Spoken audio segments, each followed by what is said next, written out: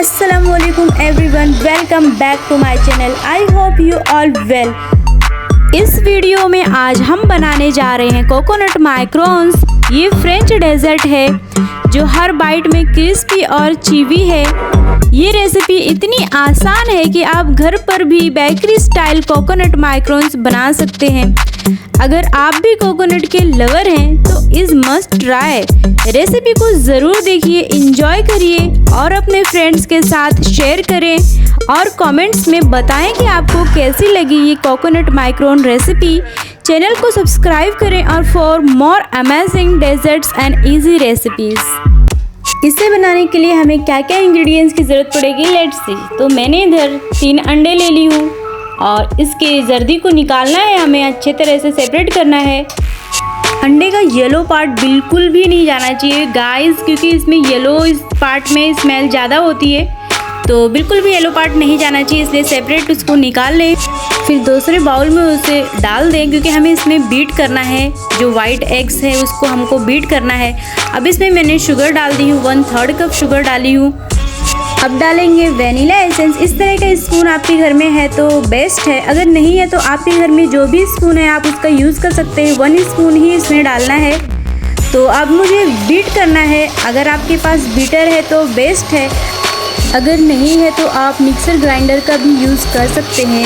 बस इस तरह आपको क्रीमी टेक्सचर नहीं मिलेगा जिस तरह हमको बीटर से मिलता है, तो बस आप उसका यूज़ कर सकते हैं। तो अब हमारे क्रीम के टेक्सचर को देखें, आप इसको किस तरह रखना है, हमें इसको किस कंसिस्टेंसी में रखना है, कब तक बीट करना है। तो बस हमें ये हमारा लास्ट स्टेज है, बस हो गया। अब हमारा क्रीम हो चुका है, एकदम रेडी हो चुका है। इसको कहीं से भी हिलाएंगे ये बिल्कुल भी हिलेगा नहीं। मैंने इसको पूरा पलटी कर दी हूँ तो भी इसका टेक्सचर कहीं भी नहीं हिल रहा है, कहीं भी हो ही नहीं रहा है। तो बस अब रेडी हो चुका है। अब हमें सारे इंग्रेडिएंट्स इसमें मिक्स करना है। तो मैंने इधर ले ली हूँ कोकोनट, डेसिकेटेड कोकोनट है ये, बुरादा जिसको बोलते हैं। तो मैंने इधर 3 कप ले ली हूँ, इसी कप से मैंने 3 कप ली हूँ। तो आपके घर में जो भी कप अवेलेबल है आप वो कप का यूज़ कर सकते हो। तो मैं इधर 3 कप डाल रही हूँ। आपको अगर क्वांटिटी ज़्यादा चाहिए तो आप ज़्यादा भी ले सकते हो। अब इधर मैं नमक डाल देती हूँ, पिंच ऑफ सॉल्ट। आपको ज़्यादा नमक डालने की ज़रूरत नहीं, बस हल्का सा थोड़ा सा नमक डाल दे। सारी चीज़ों को अच्छी तरह से मिक्स कर लें गाइस।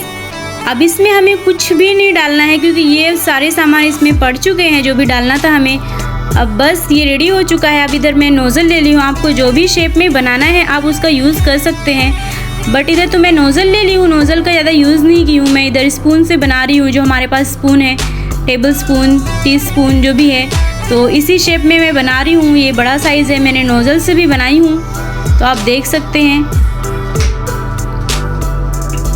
तो आप इसी तरह यूज़ कर सकते हैं स्पून का भी।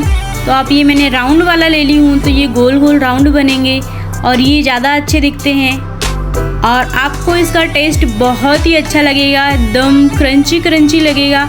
आप ये ट्राई करें गाइस, बहुत ही टेस्टी बनता है। तो मैंने इधर नोज़ल्स का भी यूज़ करी हूँ, नोज़ल वाला भी दिखा दिया आपको।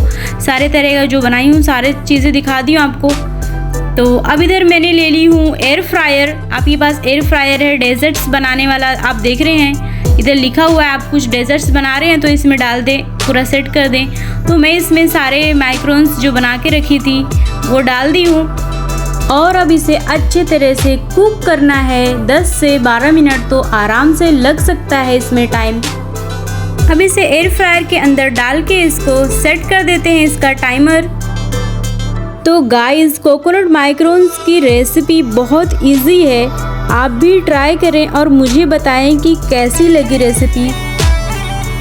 और 5 मिनट के बाद मैं इसको खोल के देख रही हूँ तो बस हल्का ब्राउन हो रहा है। इसके बाद 5 मिनट और वेट करते हैं। तो 5 मिनट बाद मुझे लगता है पूरा ही हो जाएगा ये अच्छी तरह से। तो फाइनली हो चुका है, हमारा माइक्रोन्स रेडी हो चुका है। अब मैं इसे निकाल लेती हूँ दूसरे प्लेट में। तो थोड़ा ठंडा कर लेती हूँ, इसको कूल करें। इसको गरम गरम खाने में मज़ा नहीं आता, इसको ठंडा कर लें, थोड़ा रूम टेम्परेचर पे आने दें इसे। मैं इसको आपको तोड़ के भी दिखा रही हूँ, ऊपर से कितना क्रंची और अंदर से कितना सॉफ्ट है, तो आप देख रहे हैं।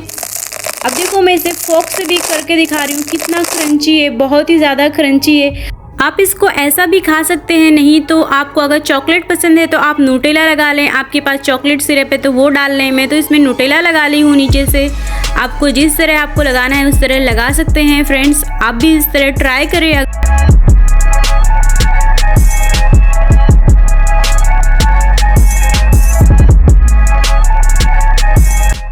अब मैं इसको स्टोर करके रख देती हूँ एक एयर टाइट कंटेनर में। आपके पास जो भी कंटेनर है आप उसमें डाल सकते हैं। मेरे पास तो ये रेडीमेड आया हुआ था, इसी के अंदर माइक्रोन्स था तो मैंने इसमें माइक्रोन्स से डाल दी हूँ। अब इसे बंद करके मैं हफ्ता 10 दिन तो आराम से खा सकती हूँ इसको रख के। तो आप भी ऐसा करके खा सकते हैं। तो बस आज के लिए इतना ही था, मिलते हैं नेक्स्ट वीडियो में। आप अपना ख्याल रखिए, अल्लाह हाफिज़।